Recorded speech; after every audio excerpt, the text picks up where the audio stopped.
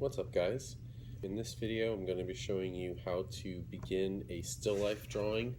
A still life is a drawing of something that doesn't move. Typically artists will do things like fruit, which is what I'm going to use. I'm going to be drawing this apple. This is not a real apple, it's plastic.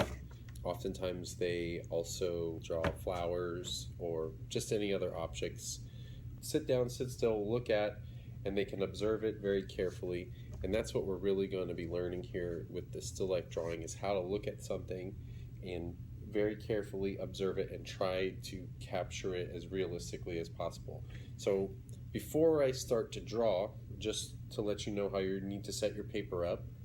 So it doesn't matter if you draw with your paper side to side, landscape style like this, or if you draw it in portrait style. It doesn't matter to me how you do that. Make sure you write your name on the back of your paper.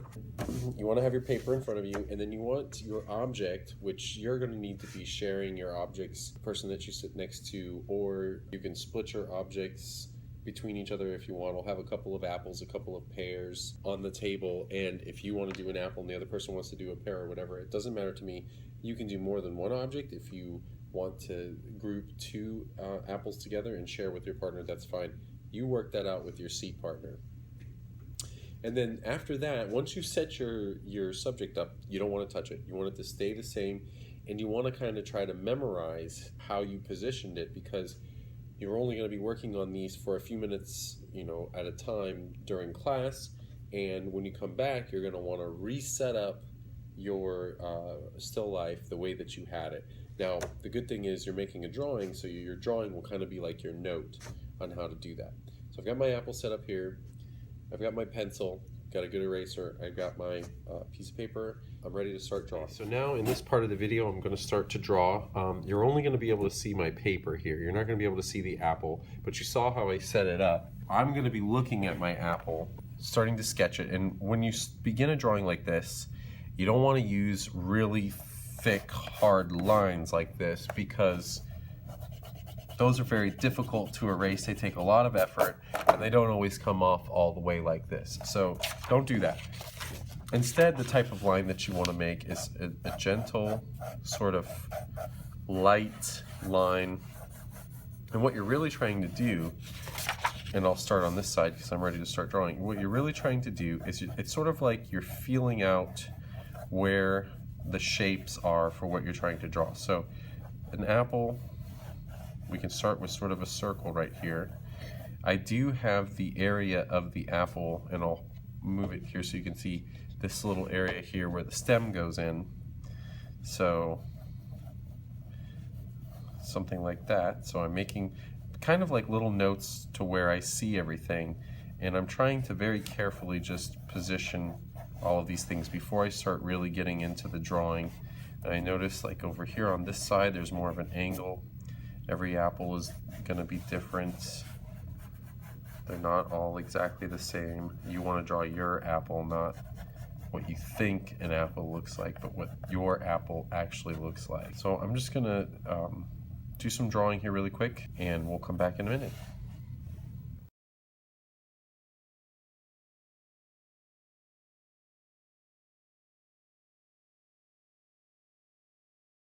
I've done a little bit of drawing here, and I want to talk to you a little bit about what I've done. What I'm trying to do here is I'm trying to look at the apple, and I'm trying to find where are the brighter areas. So the brighter areas are going to be up in this top part. Of course, I'm not finished. I'm trying to add value. I'm not quite finished yet. Value is dark and light. So the brighter parts are up here, and the darker areas are down towards the bottom of the apple. Now, of course, this down here is the shadow. So all I'm trying to do is I'm trying to go through and add the dark areas and kind of build them up, make them really dark. And then areas here where there are shadows, there's shadows all along the side right here. I'm just taking my pencil and lightly shading them.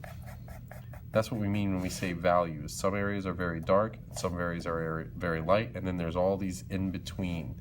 And that's what you got to kind of do. You got to look at the object with your eye and decide where are the dark areas, where are the light areas, where are the in-between areas, and kind of get them marked down and drawn out as best you can by looking at what you're trying to draw. And of course you want to emphasize the edge a lot, especially down here by the shadow. You want this area to be really, really the darkest part, because when you look at your object, you'll see the part where it touches the table, that little area where that little shadow is cast, that's always the darkest area. All along the side here should be pretty light. And if you don't want your shading to look like lines like this, what you can do is take your finger, go through and start to rub and smudge these lines. And the more graphite that you put on here, graphite is what pencil lead is, it'll be able to smudge, so you may need to go over it a couple times. Also, another thing that you can do to blend these is to take your eraser and just gently rub the eraser over the shaded areas. Not too much to where it takes the graphite off, but more to where it's almost like you're smoothing it out. Smooth these areas out, and you'll see the line disappears a little bit, so it looks more natural, more like what you're seeing, but you didn't know you could draw with an eraser. We want to get the shadows and the values marked down and drawn before we do any of that. And then we're going to do the same thing with the color. Use your eraser and just lightly smooth out these areas, these lines. You can even come up here and drag some of the graphite up into this area. This is how to add value to your drawing. Of course, you're going to want to go in, once you get it to where you think it looks pretty good, you want to go in and all those little sketched lines that kind of went out of bounds, take your eraser and clean them up, try to make your drawing look good. And also, I marked the edge of the table here. This area right here, I could make this into a, we could imagine that this is the table and maybe this is the ground, so maybe this is a darker area. And if we make this area here darker, it'll make our fruit appear to be popping more out from a surface, because darker colors to our eye push back and brighter colors push forward. It's just the way that our eyes work. It's the way that light works. So once you get this value drawn out and it looks pretty good, then we can move on to color. Pretty much feeling good about this drawing here. I think I've got the value down pretty close.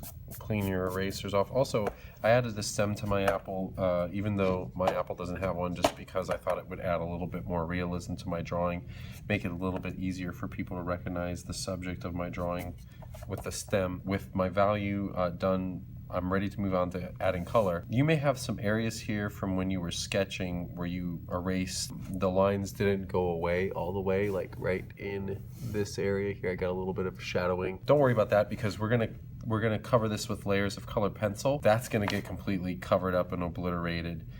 So, you know, if you have a little bit of shadowing lines left over, no big deal, don't worry. All right, this last part of the video, I'm going to work on adding color to my drawing. Now my apple is green, so I've got a green colored pencil. I also have a yellow colored pencil because I may want some areas of this apple, since it's sort of a lighter green, to be more yellowish, so I can layer these two colors to achieve that. I've also got this sort of turquoise green here. I'm just gonna, actually it says teal on it, I think. So I'm just gonna experiment with that a little bit. My apple's not really teal, but I'm not necessarily worried about getting the color exact. Now I also have a red colored pencil here, because what we're gonna do with this part of the drawing in the adding color, we're gonna be using green's complementary color. And if you look at the color wheel, complementary colors are colors that are opposites each other on the color wheel. So on the color wheel, green and red are opposites. So that means that they're complementary colors. Now, why is that important? Well, one of the ways to create really realistic shadows is to use a color's complementary color in the shadowy area. So if I color this apple green, and then I take red and I go in here into these darker areas where there's a lot of shadow, I'm gonna create a dark shadowy color that is better than using black. Black is a little bit too stark of a color. You can use black to create shadows, but for this drawing, we're not gonna use black. We're gonna use the complementary color, because we're gonna use color theory, basically. Using complementary colors is part of color theory and how the color wheel works. So let's get into it. So first thing, I'm just gonna start by adding green. So I'll be back in a few minutes.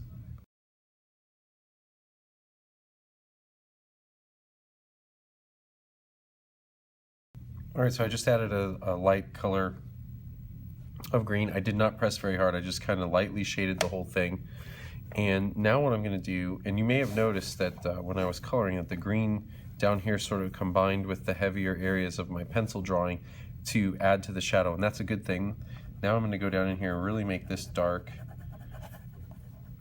by adding just a little bit of red to this really dark shadowy area. I'm not pressing very hard with my pencil at all, just really lightly. And you don't want to add red to the whole apple. I've done this lesson before, and sometimes students misunderstand what I'm trying to show them. You only want to use the complementary color in the shadowy dark areas. So in some areas you want it to be red, but some kids I've had in the past to go through and they make the whole apple green and red. No, using the red, the complementary color of green, is only for the shadowy areas. You want to leave the areas that look the most green, green. And you can also take your lighter color and go in and blend and make those areas that are brighter. So I've got my brighter yellow. So these top areas here of my apple that I'm looking at, I'm going to add. You can also use white too. This is another thing. People always wonder when they get a box of colored pencils what the white colored pencil is for. Colored pencil, white colored pencil, you can add as a top layer.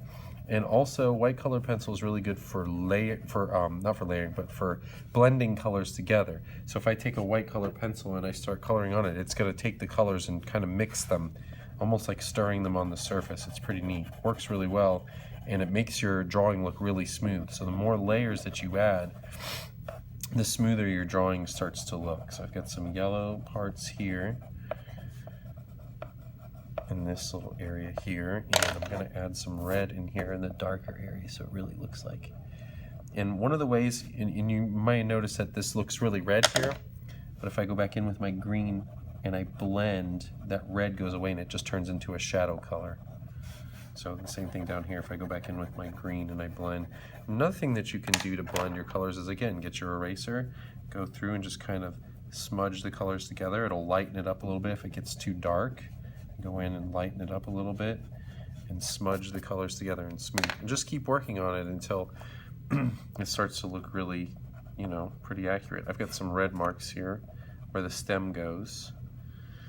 To create the stem color, don't use brown. Take your red and color parts of the stem red. And of course, if you're using other colors, like if you have a red apple, you would reverse this. You would use the red color as the dominant color and then use the green as the complementary color.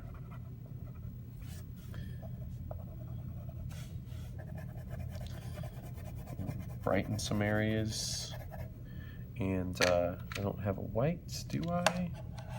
Yes, I do, sort of. Try some white in here. That's not white. This will work. Sort of white, sort of a grayish white. I can go in here and use this color to blend some colors. So colored pencils actually blend pretty well, you'll find, the more you use them. All right, so continue working on adding color, and then we'll talk about the background next.